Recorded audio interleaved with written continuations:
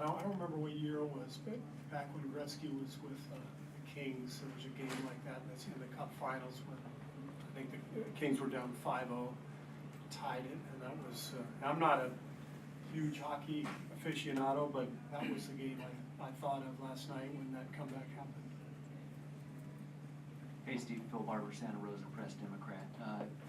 Kevon Looney's numbers in this series have pretty much been off the charts. Is he playing as well as his numbers look? And has that made you reevaluate how you might be able to use him in future series? No, we already knew Looney was this good. His numbers are better than they normally are, but some of that is the way the Clippers are playing our other guys. But this doesn't surprise me. Loon is one of the smartest players I've been around. He just has a natural feel for the game, for the ball, and he's a big part of our team. Both ends of the floor. Great screener, good finisher around the rim, and hell of a defensive player as well. Colin Ward-Henninger, CBSSports.com.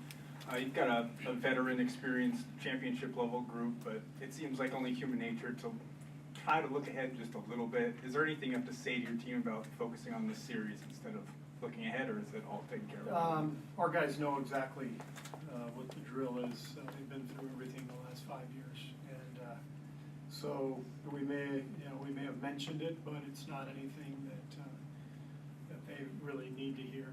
They know the importance of putting this game in this series away and getting our work done so that we can move on. But you got to get it done, and the closeout games are always difficult, especially against a team like this that is very well connected, and they enjoy playing together. They've got a really good thing going. You know, you can see they're on the rise. So they're going to be tough to beat tonight. We know that. Jeff Ferraro, Mercury News. Steve, there was a lot of discussion after Lillard's 37-foot shot last night about whether it was a good shot or not. Given that you have Steph and Clay and KD, you have to sort of redefine what's a good shot based on who's taking it, or how do you see that at this point? It's a good shot for Damian. Good shot for Steph. You know, the game is being redefined, I think, as we play it. The stuff that I'm seeing this last year, I didn't think I'd ever see. You know, people playing on the other side of James Harden and asking him to go to the rim. Never seen that.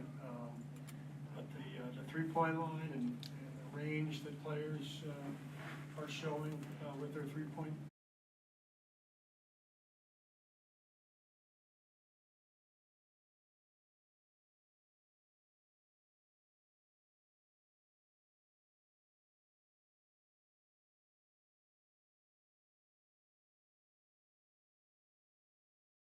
Just curious to get your thoughts about Andrew Bogut. I know you've talked about him and what he's meant to the team, especially now that Cousins is out.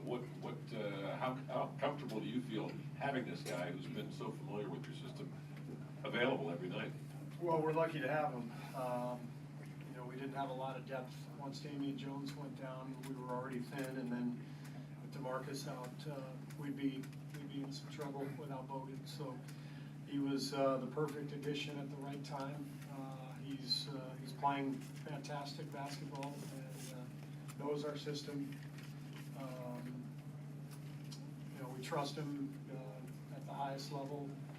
We've seen, you know, what he can do for us in the playoffs, and I think he's having a huge impact on this series, and I think he will continue to do that as we go through the playoffs. Thank you. Cool, thank you. Doc will be in here shortly. Thanks, Ray. Yep. Playoff.